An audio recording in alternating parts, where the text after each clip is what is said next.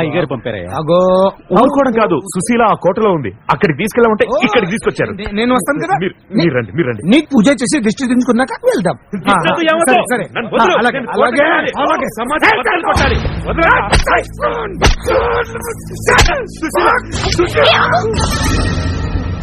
ఏం నువ్వు చేసేది? మా చిన్నమ్మ గారు చావో బాధడం, టార్చర్ పెట్టడం వైద్యమా? మనిషి బ్రతకాలంటే పట్టిన దెయ్యం వదలాలంటే దెబ్బ గట్టిగా పడాలి.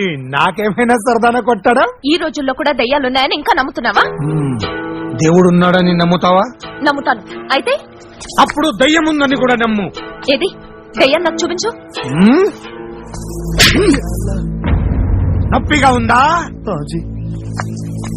నొప్పని చెప్పాడుగా. ఏది నొప్పి చూపించు, ఈ గాలి చూపించు, నీ ప్రాణం చూపించు. కనపడనివన్నీ అబద్ధాలు కావు, కనిపించవన్నీ నిజాలు కావు అని మీ ఖురాన్లో చెప్పారా? మన భగవద్గీతలోనూ చెప్పారు. జాతస్య హి ధ్రువో మృత్యు ధ్రువం జన్మ మృతస్య చ తస్మాద్ పరిహార్యర్థే న త్వం శోచితుమర్హసి. నీ కాసితాడు నిజమైతే ఈ ఫకీర్ కట్టే తాయితో నిజం, నువ్వు కొట్టే కొబ్బరికాయ నిజమైతే నేను కట్టే నిమ్మకాయ నిజం, దేవుడు ముందు ఇది నిజమైతే మతస్థిమితం లేని వాడిని గొట్టును బాధినట్టు బాతున్నావేంటి? వీడు చాలా ప్రమాదంలో ఉన్నాడు. వీడిక్కడుంటే ప్రమాదం.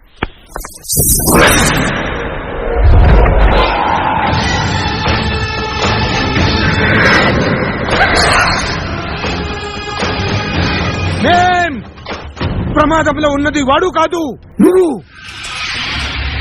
నీ చుట్టూ చాలా ప్రమాదం పొంచి ఉంది. నన్ను నమ్మిద్దాం అనుకుంటున్నావా? కానీ నేను చెప్పేది నిజం. నీ నాటకాలు నా దగ్గర సాగం. వెళ్ళిపో, వెంటనే వెళ్ళిపో, ఈ ఊరు నుంచి వెళ్ళిపో. అమ్మా, పక్కిరయ్య అంత గట్టిగా చెప్తున్నాడంటే ఏదో కారణం ఉంటుంది. నువ్వు ఊరుకో. అది కాదమ్మా. చంద్రమా, నువ్వు ఊరుకో. చంద్రమా, తీసుకుపదండి.